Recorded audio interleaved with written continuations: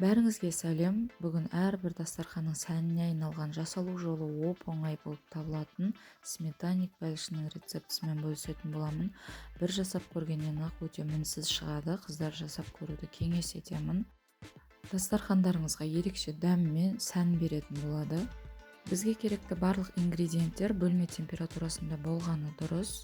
Бәлішке қажетті ингредиенттер ұн, сары май, жұмыртқа, қопсытқыш және шекер керек болады. Үлкен көлемді ыдысымызға ұнды салып, міндетті түрде електен өткізіп аламыз. Әр ұнның тығыздығы әртүрлі болғандықтан електен өткізу бұл маңызды. Дайын болған ұнымыздың үстіне шекерімізді саламыз. Оның үстіне қопсытқышты саламыз және сары майды саламыз. Сары май бізде бөлме температурасында болғаны дұрыс. Қолымызбен езіп біріктіретін боламыз.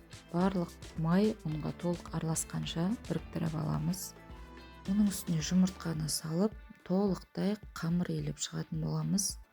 Алғашында қолға жабысып, ыңғайсыздық тудыруы мүмкін, бірақ кейін біріккеннен кейін жабыспайтын болады.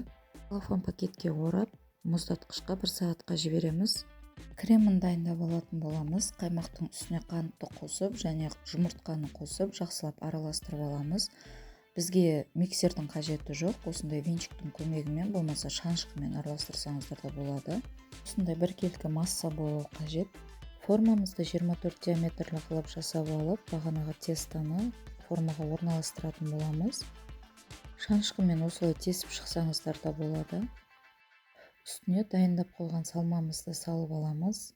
Айналасын мен әсемдік үшін осылай шанышқының көмегімен басып шықтым, әдемі көрінсін деп. Сіздер де солай істесеңіздер болады. 180 градуста алдын ала қызып тұрған пешімізге пісіріп алатын боламыз.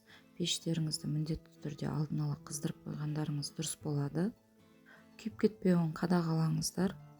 Пісіп шыққан бәлішті міндетті түрде формадан толықтай суығаннан кейін барып алатын боламыз. Алмас бұрын айналасын пышақпен осылай істеп алсаңыздар болады.